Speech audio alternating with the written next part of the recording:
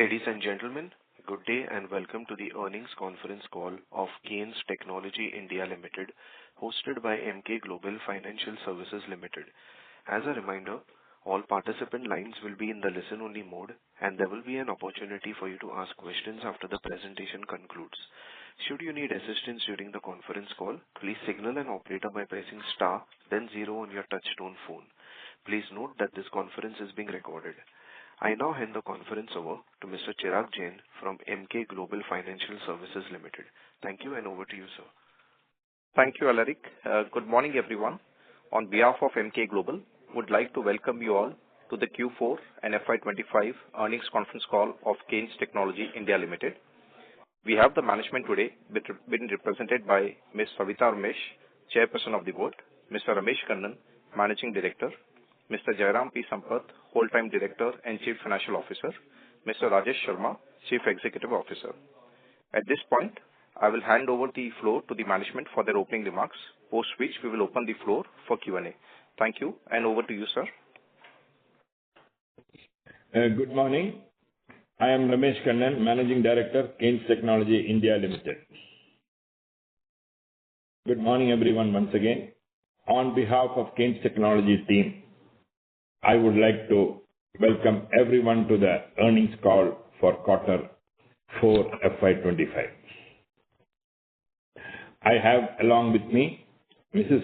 Savitha Ramesh, our Chairperson of Board, Mr.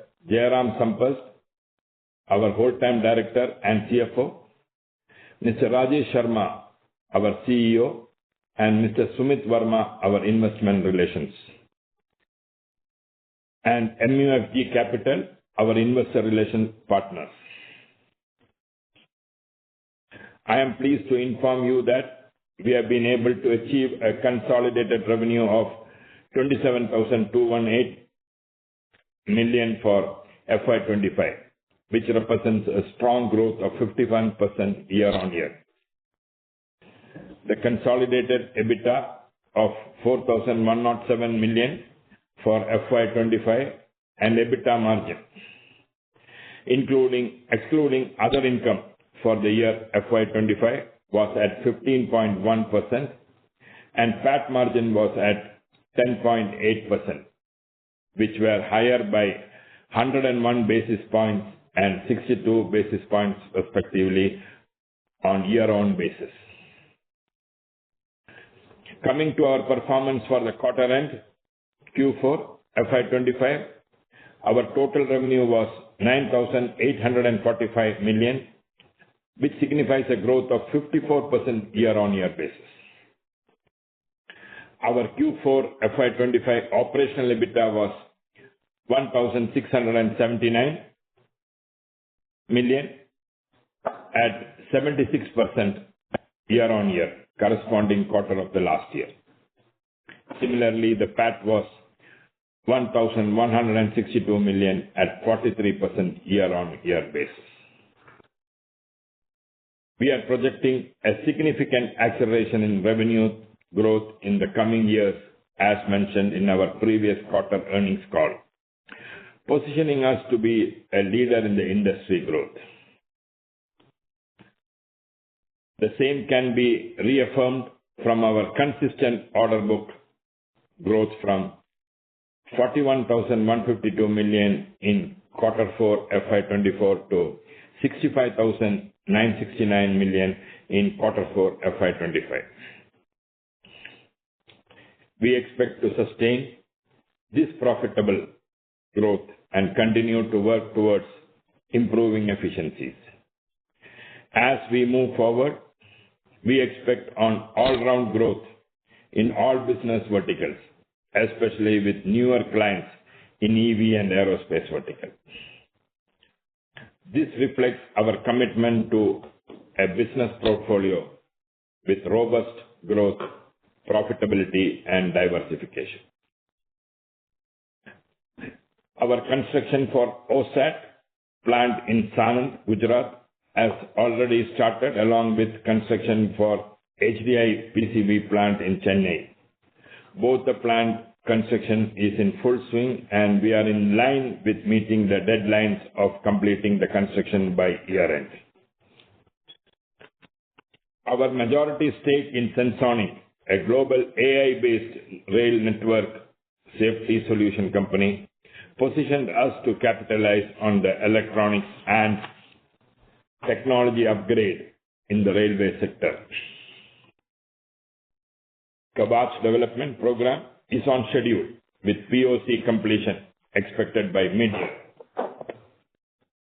With our recent acquisition of August Electronics in Canada, we have strengthened our North American footprint, added manufacturing capability in Canada, and large high-margin customers.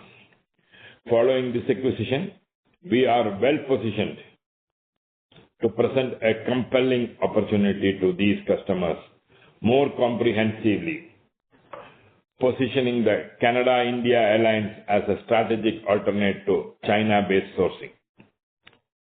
We are continuously looking to add new capability and geographies through a mix of organic and inorganic strategies.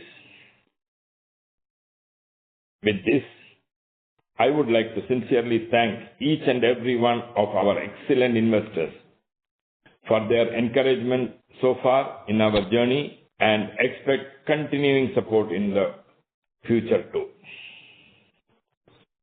Thank you all once again, and we look forward to exciting times ahead. I will now hand over the call to Mr. Jairam Sampath to take you through our financial performance. Thank you once again. Jairam, over to you. Yeah, thank you, Ramesh ji. This is Jairam Sampath here, Whole-time Director and CFO of Kaynes Technology. Thank you all for joining today's call as we start a new quarter. I'm quite excited to share Kaynes Technology's financial results for the period ending FY25 and share with you the highlights of the same. For the quarter ended March 25, our consolidated total revenues from operations were 9,845 million, representing a 54% year-on-year growth. For the 12-month ended March 2025, consolidated total revenues from operations were 27,218 million, representing a 51% year-on-year growth. The consolidated EBITDA at the end of Q4 FY25 was 1,679 million rupees, showing a 76% year-on-year increase, while for the full year FY25 it was 4,107 million rupees, which was up 62%. The EBITDA margin for Q4 25 quarter and FY25 stood at 17.1% and 15.1% respectively. This trajectory of expansion in margins is expected to continue during the coming years too. Our consolidated profit after tax for the quarter was 1,162 million rupees, up by 43% year-on-year. The PAT margin at the end of the quarter stood at 11.8%. Our consolidated ROE, consequently our ROE and ROC adjusted for unutilized portions of proceeds of Q4 FY25 is at 19.4% and 19.2% respectively. Our order book surged from 41,152 million at the end of Q4 of FY24 to 65,969 million at the end of Q4 FY25. On a sequential basis, the order book grew from 60,471 million rupees in Q3 FY25 to 65,969 million rupees in Q4 FY25. The average monthly order inflow has grown handsomely from 4,285 million per month in Q3 FY25 to 5,114 million per month in Q4 FY25. The net working capital days for the year 2025 were at 87 days, while the inventory days improved from 97 to 91 days. We are committed to improve the net working capital this year with a long-term plan to work with our suppliers to have lower inventory days. We are working with different long-term strategies like supplier managed inventory, recourse-free factoring, and better production planning and scheduling. And we hope to improve the working capital days significantly during FY26. The construction of our OSAT project in Sanand, Gujarat, and our HDI PCB project in Chennai is in full swing, and we are projecting for the construction to get completed by the end of 2025 calendar year, so that this year we will have some revenues coming in from both the new investments. We are also signing up clients for significant capacity utilization in both of these subsidiary entities. Also, our acquisition of companies like Sensonic and our new subsidiary Kaynes Technology are a few steps by our company to lead the sector into newer technologies from electronic space. We will continue to identify opportunities which can keep Kaynes evolve. We can help Kaynes evolve as a global player in electronic sector. Our key strategies include growth in new geography through inorganic acquisition, strengthening our ODM capability, and deepening our technology footprint in manufacturing. During the year FY25, we have taken significant steps to further our strategy implementation. We will once again place on record our deep appreciation for the support of our customers, shareholders, analysts, and governmental agencies for providing us with a good growth platform. We would like to thank MK for hosting this earnings call and would like to thank all the participants for committing their valuable time for attending this call. Now I hand over the mic to Compare so that we can ask questions. Thank you. Thank you, sir. Ladies and gentlemen, we will now begin with the question and answer session. Anyone who wishes to ask a question may press star and 1 on their touchtone telephone. If you wish to remove yourself from the question queue, you may press star and 2. Participants are requested to use handsets while asking a question. Participants are also requested to restrict themselves to one question. If you have any more questions, kindly rejoin the queue. The first question comes from the line of Vipraw Srivastava from Phillip Capital. Please go ahead. Hi, sir. I'm audible, right? Yes. Yes. Sir, firstly, on the cash flow from operation side, the one line item which is other non-current assets has gone up, and that's why CFO has become negative. What's that line item dealing with specifically, and how do you plan to tackle it in next year? Yeah. So if you noticed, our working capital, net working capital also has gone up from, it has not come down as much as we expected, despite reduction in inventory. So this is a business that we acquired in our subsidiary in the industrial area, and they had orders with pre-agreed contract conditions which we have to honor. So this total quantum of this is not very significant. Future orders in that subsidiary are all going on a full payment basis. So this particular thing has got delayed payment. So the way we have found a way for funding this through annuity funding through some of the banks, which will implement in the coming quarter. So going forward, the effect of this will slowly reduce, and over time, maybe by the end of the year, this will not be any significant number. So these are why other current assets? Because the payment term itself is deferred for this particular order. So over time, when we start getting newer orders, which will have a clear payment term, which are within, let's say, 90 and 120 days. So in which case, this quantum will keep reducing as a percentage of total.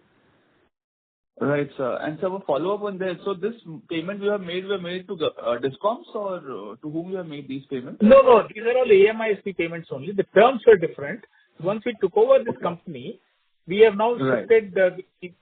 We don't anymore work as AMISP, but as a device manufacturer. So this transition has taken a little bit of time, and we have to honor all the orders that are already there. So I think from that perspective, I stop. Right, sir. So secondly, sir, since March... I'm sorry to interrupt, Vipraw. That was your question. If you have any more, please rejoin the queue. Sure, thank you. The next question comes from the line of Praveen Sahai from PL Capital. Please go ahead. Yeah, thank you for the opportunity, and many congratulations on good set of numbers. My question is related to the order book. So order book has increased to around 66 billion. If you can give some indication from which segment the order flow intake were on the higher side. And secondly, that's the sustainability of the high margin which you reported this year or this quarter. How that will be with the new order flow? No, absolutely. So this 6,500 crore order of orders, which is staying in the order book, the increment has come in aerospace, industrial and automotive, and these are margin accretive orders. I'm unable to give you exact details, but suffice it to say that the order book today contains orders which are higher margin than what we are delivering right now. Only thing to note is that this order book will get executed over 1.5 year time frame. So not all of the orders will get executed in the coming FY26. So the order inflow, to tell you honestly, is very, very healthy. And most of the orders that come in are at a margin accretive kind of situation. Okay. So margin, whatever you delivered is going to continue or improve from here, the type of order you are receiving? Yes. Yeah, we've already made our operating plan for the coming year. And we hopefully will grow better than last year in terms of growth rate. And we also computed the kind of margins that are likely to be there. So we are going to have also margin expansion. Okay. Thank you, sir. I have more question. I'll come in the queue. Sure. Thank you. Thank you. The next question comes from the line of Deepak Krishnan from Kotak Institutional Equities. Please go ahead. Hi, sir. I hope I'm audible. Just wanted to check two things. On the PCB front, we are going for the expansion on our own. Will we also participate in the component PLI for this?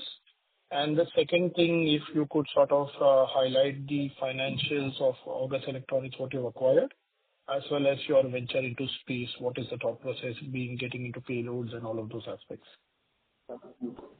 Yeah, sure. So as far as the high density PCB is concerned, we have applied into the specs 2.0 as it were, and we are likely to get the PLI there. But we depend more on the capital subsidy. And as far as PC board business is concerned, our profitability does not depend on the PLI, but on the kind of quality of customers that we have. And we already have at least 5 customers who are in serious talks, and one of them has given RFQ which we are responding to. And a significant portion of our capacity, once it is formed, will be already booked by the time the plants come on stream. So as far as August Electronics is concerned, without giving you an actual breakdown, the margins are better than, in terms of EBITDA, are better than our consolidated margins. And they have a business which is quite large, say about 57 million or so is the Canadian dollar is the kind of business, and they likely to grow also very well. They are one of the premier vendors in Canada, and Canada itself has got a huge potential to grow this particular business. So we expect that the growth will be margin accretive and also significant, and it will strengthen our presence in the North American geography. As you know, a lot of, let's say, encouragement is given by local governments there in North America to do production in North America.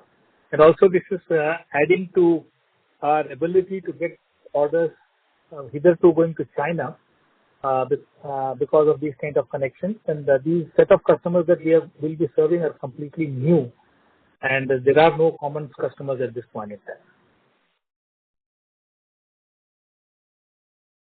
Just on the space venture? Just on the space Sorry? venture better. Just on the Kaynes space. Space. We've been a strategic partner for ISRO for more than a decade, and we have participated in most of their prestigious missions and all that. So there are two parts to this. One is our ambition to really be part of the technology revolution that ISRO is bringing in. As you know, even in recent defense technologies and other things, ISRO is at the forefront. So we wanted to strengthen the partnership. Second thing is space by itself offers huge opportunities in terms of satellites, which can be, micro, mini, or regular satellites, and even launch vehicles and so on, and components thereof. We've also set up significant capacity and a subsidiary called Kaynes Mechatronics. So our objective is to make sure that the space tech, we become a premier vendor for supply of all the parts, and also we probably can also attempt to launch satellites into the space. But we restrict ourselves to high-tech manufacturing, which is our area of interest. And we think that this will also grow at a high rate, and these are, of course, a reasonably good margin compared to the current consolidated EBITDA. Sure, sir. Those are my questions. Thank you. Thank you. The next question comes from the line of Siddharth Mehra from Nomura. Please go ahead. Yeah. Hi, sir. Thanks for the opportunity and congrats on a good set of numbers. Sir, first question is given the very strong traction in the order book, would it be possible to highlight, given this traction, what is the sort of numbers you're targeting now for the next 2 years for the EMS business as of now? And what segment will be the key driver? Will it be again smart meters? And what will be the contribution, if you can share? Yeah. Sarji, thank you for your question. So in terms of growth numbers for our consolidated numbers this year, we can safely say that minimum 60% growth will be there in operating revenues. And we also expect about 50 basis points expansion in our EBITDA numbers too. Now, the basic reason for this is that the orders that are coming in are in areas such as industrial, which is of course smart meter, then aerospace, and then also areas like automotive. Especially, we now have orders from some of the top three tier 1 companies, and significant amount of export is also likely to happen. So over the next 2 years, you will see quality of our portfolio increasing, and the bulk of the order book that today has an EBITDA profile likely to beat our consolidated EBITDA, what we have done this year. So hopefully the trend will continue. As you know, over the last quarter to this quarter, there has been a significant improvement in the monthly run rate of orders being booked. So we think this trend will continue too. There are many orders which are there in the pipeline. So answering your question, I think we can expect strong growth in business over the next several years. Got it, sir. And second, sir, on the CapEx side, we are doing close to 950 crore last year. So what is the CapEx you're looking at for this year? And within this, what will be for the EMS business and what will be for the OSAT and PCB segments, if you can just break it down? Sure. So for EMS business, I think we will do whatever the maintenance CapEx that's required, and there are a few lines which have to be completed, etc. We already have all the capacities. It's just a matter of making them work more efficiently, and so that we can have better asset turns, and we are aiming to do that. As far as the bulk of the CapEx concern is going into new projects, which is Semicon and HDI PCB. And without putting a specific number, I think we will try and finish the first phase in both the areas. It will be a significant amount of CapEx. We will probably share that separately. So this year's plan, the CapEx will make sure that we start doing business in HDI PC board in the last quarter, as well as the Semicon in the last quarter of this year. So that's how we are thinking. And then, of course, FY27 we'll complete all the CapEx for Semicon and PC board.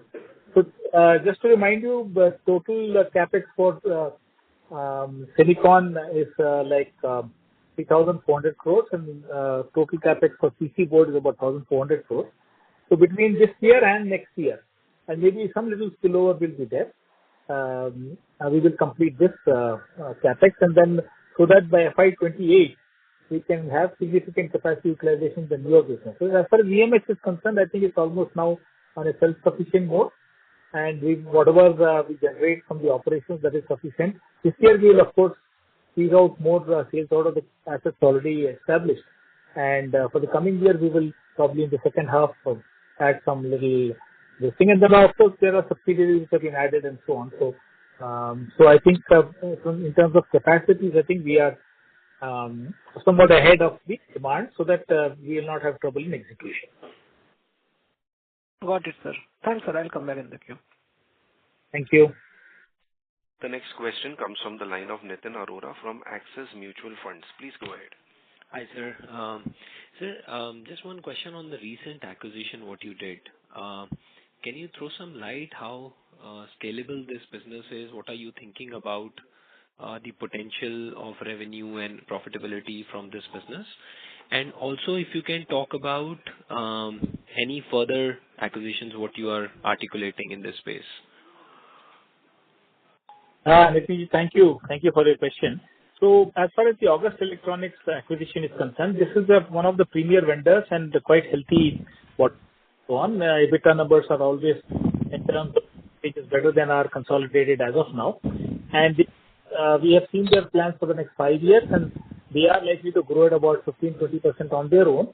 And with us taking over and putting our might into it, we might get a spillover business from Chinese business transfer to India, because most of the customers who do business with August Electronics, they have significant purchases from China too.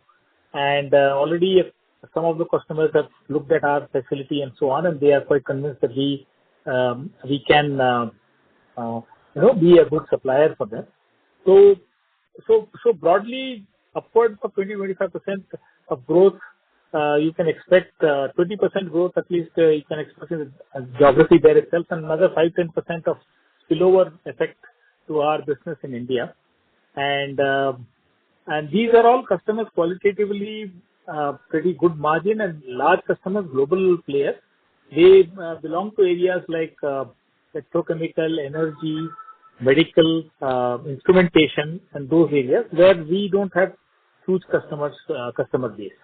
So they are going to be both in terms of quality of business, revenue accretive, as well as the margin accretive in their approach. So this is what we expect. What was the second question? So any further acquisitions you are looking at it? And given this acquisition, you think you'll be able to fund internally? And for the further acquisitions, how you're thinking about it? And one comment on the OSAT, if you can also talk about what are the developments there. Sure. So as far as first acquisitions are concerned, that it's our stated position that we have a three-pronged strategy. One is geography expansion with local basis of production, and then of course we take whatever collateral benefits into India wherever those customers have some manufacturing going in China too. So this is like China plus US will become India plus US kind of strategy, and we will certainly acquire. Financing, we don't have any tension right now. We also announced our approval from our shareholders for the QIP. So some of those proceeds can be also used. So we are looking at what we can, let's say, synergize and chew and digest. So that's the important part of our business. So whichever gets straight away added synergies to our business is what we are taking. So some of these acquisitions will be short gestation period, and they'll start yielding revenue and profits immediately.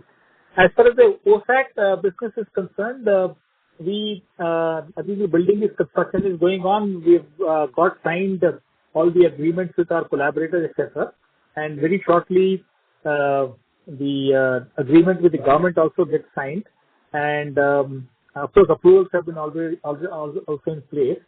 And so we will have probably the first chip coming out sometime, if I'm not mistaken, in the second quarter or at least early third quarter. Third quarter, I think we can fairly expect the first production to happen, and then fourth quarter we'll have reasonable production happening. We have a couple of customers who have committed capacities too. So when we exit this year, we will have significant amount of capacity committed by some reasonably good customers. Great, sir. Thank you very much and all the best, sir. Thanks. Thank you. The next question comes from the line of Aditya Bhartia from Investec India. Please go ahead. Hi, good morning, sir. So my first question is on CapEx, wherein we have spent almost 8 billion rupees in the standalone entity itself, which compares to roughly 1.3 last year. So just wanted to understand what was the nature of this investment, where exactly was it spent, and how much incrementally would have gotten spent on OSAT and Bay PCB, given that out of the QIP proceeds, it appears that quite a bit is remaining unutilized. It's correct. So fundamentally for OSAT and PCB, we basically bought the land and then some initial building work was done, land development, etc. So that's the extent of money that went into that. Of course, we have committed some more money in terms of ordering, etc. of these things. As far as the existing business is concerned, we have completed our Chamarajanagar facility, which is a fairly global facility, wherein we have got a couple of exclusive zones for some large customers. So they had made some specifications because we are looking at as for $1 billion plus kind of businesses over the next 5 to 10 years time frame. So we've completed that. So bulk of it has gone into basically developing customer exclusive EMS facilities. So they are fungible facilities, but they will be a higher grade because most of these customers deal with aerospace and some other high-tech sensor electronics and so on and so forth. And we also probably this year will further augment this by adding one more very large global client, which we have acquired, which we are in the process of acquiring as a result of our acquisition in Canada too. So yeah, so these are all going into EMS business, traditional EMS business with high value, high tech, high margin products.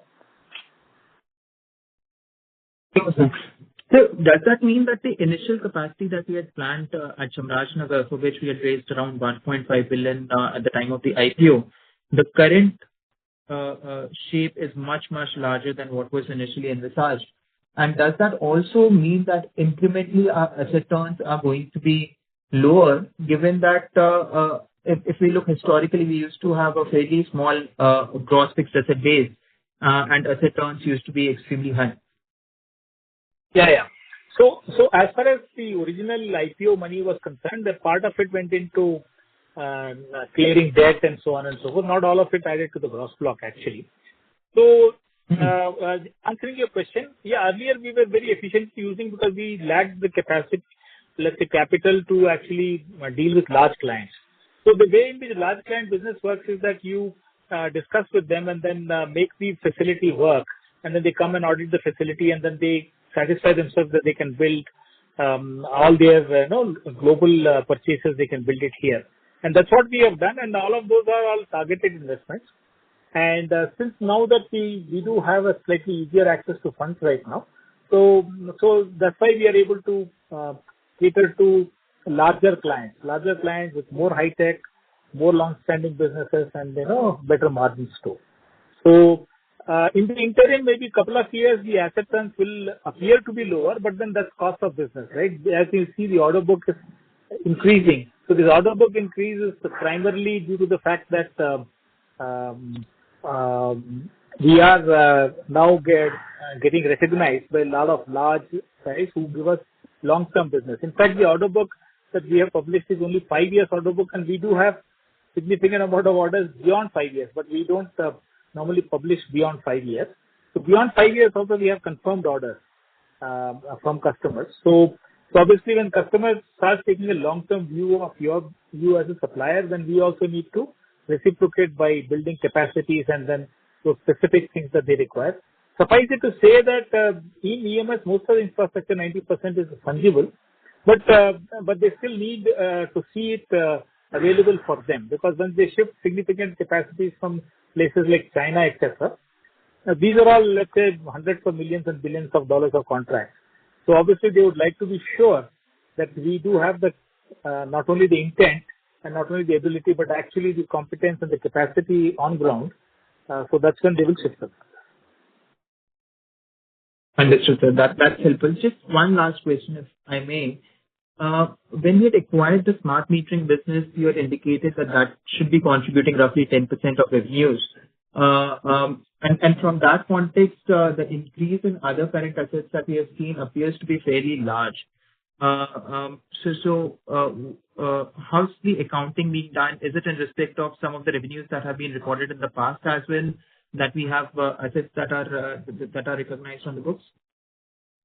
Yeah. So basically, the other current assets are those receivables which are termed to be received later. They are not overdue, which we have agreed for a later. So when we acquired this subsidiary company, we had two parts of business. One was the metering business as a device business, and then there was something like AMI business, wherein the installation, etc. And also one more part of the business which we not talked about yet, but then that is going to add margins to us, is software, because this company has a significant amount of software solutions in both meter data management as well as head-end software, wherein there is no cost associated. So we made a reckoning thinking that yes, when we acquire an order, we have to service those orders, and those orders had certain clauses of money being collected over extended periods. But future orders, we are making sure that we become more device-centric, and our orders will be like 90 to 120 days kind of collection period. So we don't think that this will balloon up significantly. And for whatever amount of other current assets that you're talking about, we are also trying to fund annuity funding. we're looking at if we can do it without by factoring it on the customer, because our contracts are clear and clean. So we will let you know maybe second quarter or so. We are working with a few banks and NBFCs, so let's see when we will get there. So this is not going to cause us any distress, but this was necessary part of the acquisition. Understood, sir. That's helpful. Thank you so much. Thank you. The next question comes from the line of Keyur Pandya from ICICI Prudential Life Insurance. Please go ahead. Thank you. So two questions. First on their PCB and the OSAT business. You talked about OSAT first in the Q3. When should we see for both of this business, more commercial kind of revenue flowing through, if not say full utilization, but say 25-30% kind of utilization? When should we see that? So what are the timelines? Just want to understand for both of this business. And second question on the core business, FY25 gross block ballpark should be around 650 crore. Now in that backdrop, this around 700 crore plus kind of capex in the standalone entity. So is it at a more higher cost, or it is going to increase your capacity by 2x? Just want to understand basically in the core business, what would be our gross block, say, by end of or mid of FY26, and what kind of revenue it can generate, any change in asset turn, etc.? Yeah. So as far as FY26 is concerned, even if we did not add any further, yeah. The first question I will take. The second question you take. Ramesh, please. Yeah. Yeah. The first question, let me answer, Keyur. What we are planning to do is get all the validation done. The real building starts from next financial year. Why? Because for validation itself, they will take around 3 to 4 months. Our plans is to do the trials in the pilot lot building by July, August. From there, one after the other, one semiconductor at a time we wanted to do. And then this year we are planning to take around 6 models.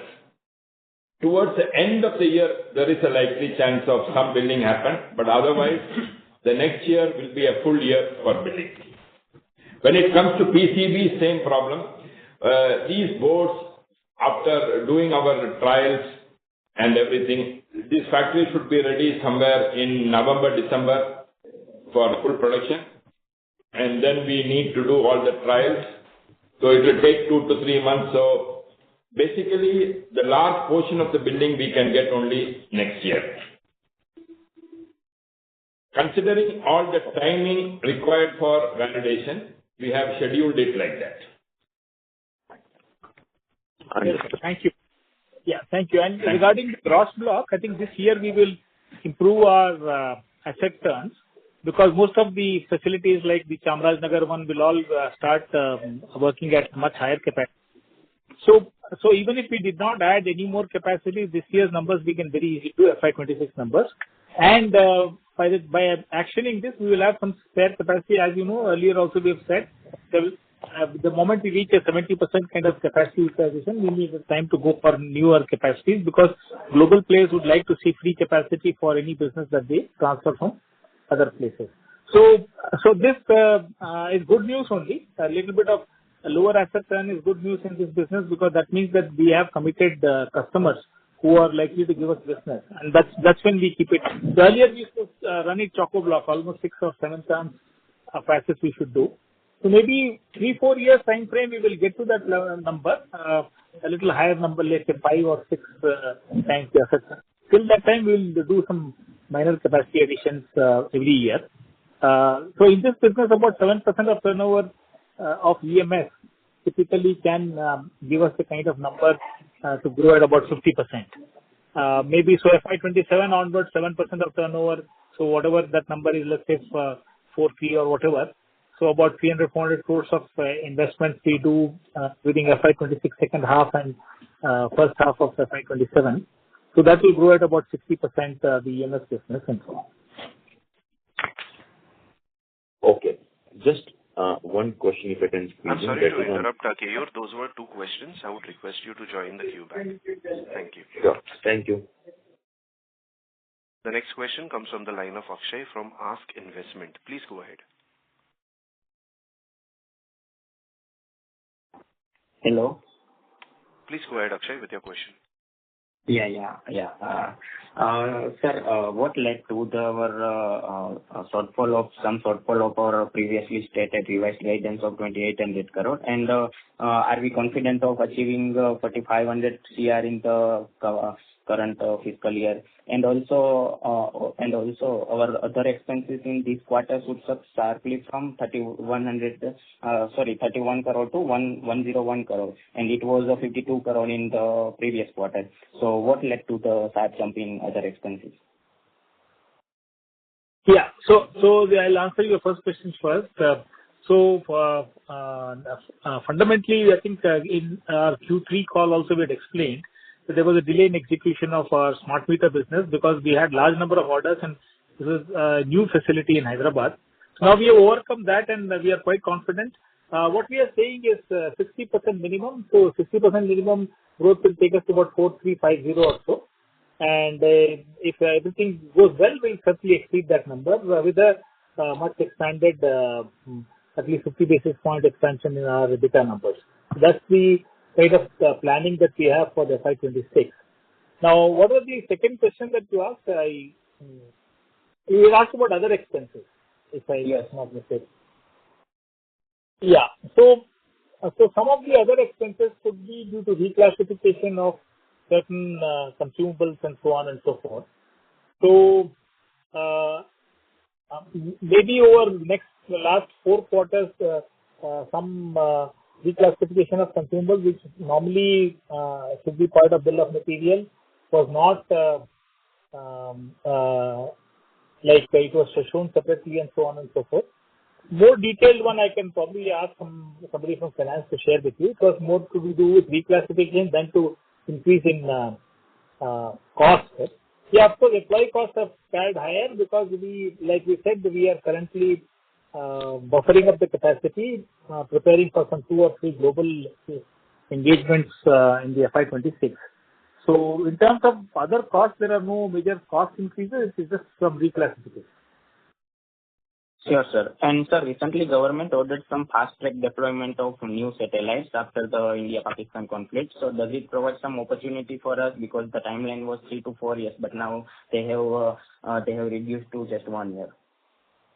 Yes, sir. So we have, of course, formed our Space Tech venture, and we'll keenly look at in what way we can contribute towards nation security and abilities in that space.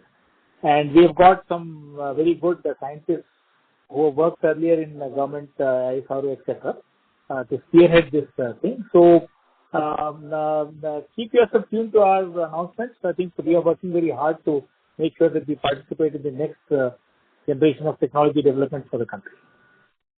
Sure, sir. Thank you so much, and all the best for upcoming fiscal. Yeah. Thank you. Thank you. A reminder to all participants, please restrict yourselves to one question. If you have any more questions, kindly rejoin the queue. The next question comes from the line of Deepak from Sundaram Mutual Funds. Please go ahead. Yeah, am I audible?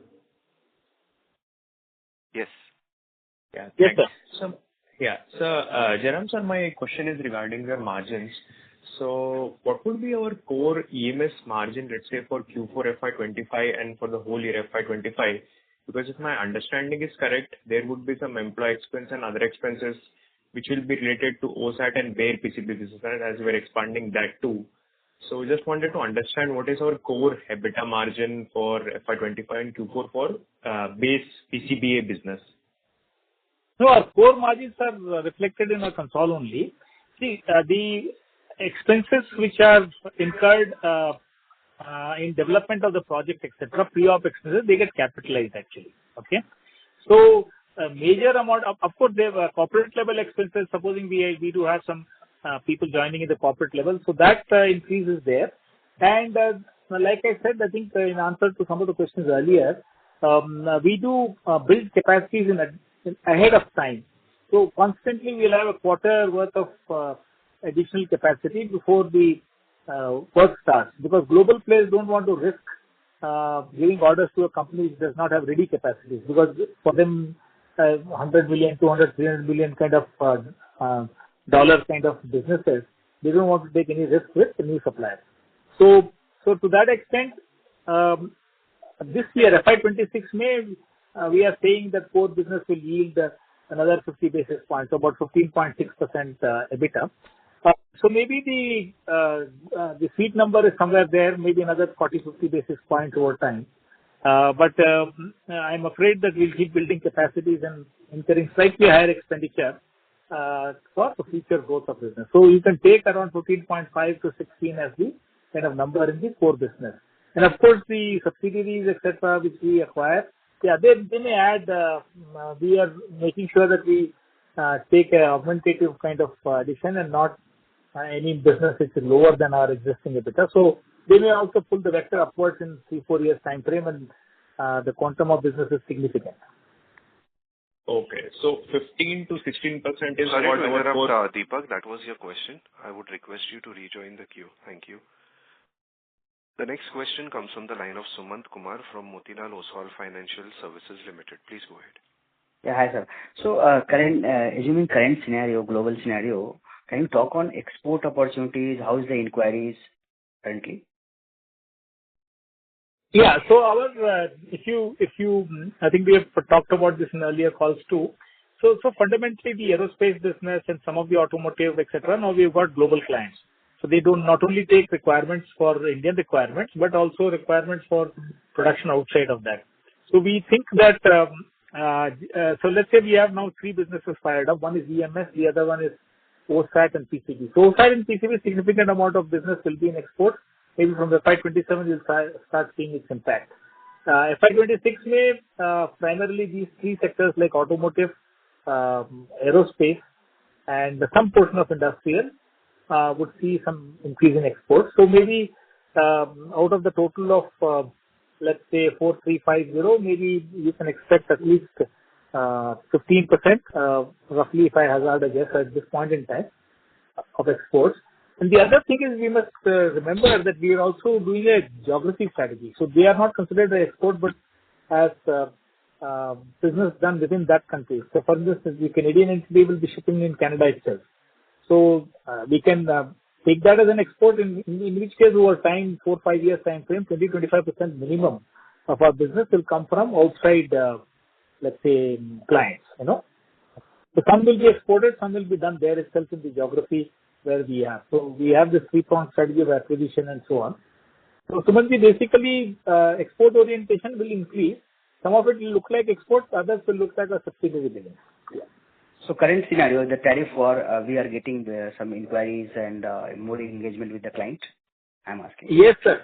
No, Sumanji, actually what we are getting is a lot of big OEMs are seriously considering alternative to China. In the sense, they may not replace the entire thing, obviously that's a little difficult, but all the new products, etc., they will bring to places like India, because I think US is very much cautious in providing new technology to Chinese vendors.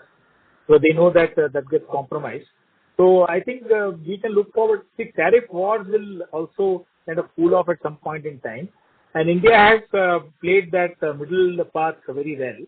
So, and also we are also having a geography strategy. We are going to have places in North America producing. So from that perspective, I think tariff war will benefit our company. Oh, thank you. Thank you, sir. Thank you. The next question comes from the line of Girish Achipalia from Morgan Stanley. Please go ahead. Sir, just wanted to understand the rationale of the Canadian acquisition more better. And, is it also having some ODM capability, or is it more just a geographical and business diversification? And, just in terms of working capital intensity of that business and profit margins, if at all, if you can just help us with that. Thanks. Sure. So, well, like an answer to previous question, I had mentioned that it's margin accretive, but the EBITDA numbers are higher than what we have at Concall level at this point in time. The rationale for acquisition was that they have global customers which we don't have access to right now. They do somewhat larger electronics in the area of instrumentation, in the area of energy. Energy means petroleum sector. Then of course medical and then IT, etc. Telecom also is one of those areas. So these are all high value addition areas which are generally the province of companies sitting right in the North American geography to serve their customers. For whatever reason, maybe it's a reason of proximity, it's a reason of strategy. So we will benefit, and we have looked at their business plans. So a 20% growth organically is feasible. And this Canadian entity has got expertise in refurbishment and other areas, and they also are ready to expand into let's say other geographies like other countries like US, etc. As you know, Texas and other areas are having huge amount of business in oil, etc. Of course, they have some interest in Europe too. So with Kaynes' help, we would probably do the collateral benefit of helping this company expand and maybe increase their business a little beyond this 20% that they are currently planning. Plus, their clients have significant purchases from China. In addition to what they purchase from August Electronics, they purchase things from China too. So we are eyeing that portion of the business too, and then a couple of clients have already visited us, and they are happy to help us with new RFQs. So that India is safer haven, especially for newer products, and B, it is also nearer than China is for their general acquisition and so on. So we will have collateral benefits in Kaynes Tech here for local business. We will have some at least the seeding of growth in North American geography, possibly an additional facility in the US. In addition to already we have Digicom, so we can combine all of these, and then critical mass will be there, and so that by FY28 when the company does $1 billion, we want a significant number to come from these areas too. So that is the rationale, to put it plainly: new customers, new geography, and new business areas. And just a clarification, the 60% growth is including the Canadian part, right? Or is it only the core business? So right now we are saying Concall because we'll have to see the entire year cannot be consolidated. They work on Jan to December. But broadly we will make sure that we attempt to do this in the existing business itself. Okay, thank you. Thanks, Girish. The next question comes from the line of Meet Jain from Motilal Oswal Financial Services Limited. Please go ahead. Hi, sir. Thank you for the opportunity. Sir, my question is regarding this quarter and last quarter as well. We have seen an increasing flow of our ODM business, and the mix has increased significantly to almost 18%, including the product engineering business, and that also resulted in a better margins. So can you throw some light on which kind of products are we manufacturing in that, on which segment? Also, we can see the IoT part of the business, IoT consumer, has seen a very strong jump. Can you throw some light on that? Sure. And in terms of ODM, our ability is in the area of industrial, is in the area of railways with Kavach program and other things. And so those are and of course IT IoT is another area where we have significant amount of ODM activity. So that is definitely going to go up going into the future. As far as the IT IoT is concerned, it's because of server production taking off. So that's why we don't do commercial laptops, etc., but we do high performance computing servers. So that's something that we continue to do. And we have a few more clients in the pipeline, so that business will also increase. So in terms of our, let's say, trajectory of composition of our business, aerospace is on the up. Obviously, automotive will remain very strong with global clients and so on. And industrial will also be very strong, etc. Medical, we've been talking about an overseas client, so that is also shaping up well. And of course, the defense business, once I think government finalizes strategy, we will get a good fair share of business for this defense production in India. Right now, it represents a very small portion of our business. IT, of course, will keep growing. Aerospace will, I think, become much larger than what it is today in our portfolio. So just some follow-up on that. So how much delta in terms of margin can we see is the ODM, because ODM is certainly high margin business. So if our mix is going up, so what kind of delta can we see on our margins down the line in the core EMS business? Yeah. So margin is a mix of lot of blend of customers and different areas, etc. So this year, we estimate safely that at least 50 basis point increase in margins will be there on a console basis. And this is in existing businesses. If there are new businesses acquired, we make sure that it is at least minimum, it gives you this kind of a margin. So short term, 50 basis points, yeah, maybe up to 100 basis points are feasible over time. Yeah. So because high margin businesses generally carry some kind of working capital with it, so and we target to reduce that. So can you throw some light see how it is possible? Like, I'm is sorry there to a interrupt, Meet. You're done with your two questions. I would request you to rejoin the Sure. queue. Thank you. Ladies and gentlemen, in the interest of time, we'll take the last question from Indrajit Agarwal from CLSA. Please go ahead. Hi, sir. Congratulations on a good set of numbers, and thank you for the opportunity. I have just one question. Of the CapEx that you announced or highlighted for OSAT and PCB 3,400 and 1,400, how much will come from the government, and what will be the timeline of receipt of that amount? So is it that we pay out the initial amount totally by ourselves, and there's a lag in when we get it from the government? Yeah. So the policy is anyway published by government. So in case of, let's say, OSAT, it's Indian Semiconductor Mission, which has published this policy. 50% of eligible capex, which is excluding land and some parts of buildings. So in 3,400 crores, about 2,700 crores, we will get 50% from central government and another 20-25% from state government. Okay, of 2,700. Remaining, we have to put it ourselves. It contains land, building. Plus, it contains also some high-tech investments, which in government's opinion does not require subsidy because it's a high-tech area and wherein there are already plants and so on. As far as the PC board is concerned, 1,400, and the central government money comes pari passu. That means when we pay the supplier, at the same time government does its contribution. State government comes with a lag of about 6 months when the machines come here and then we install. And then what is known as startup of operations is the kind of thing. So first, let's say, few tranches will be 6 months delayed. After that, it will become a regular routine cycle. So that's as far as the OSAT is concerned. As far as PC board is concerned, we get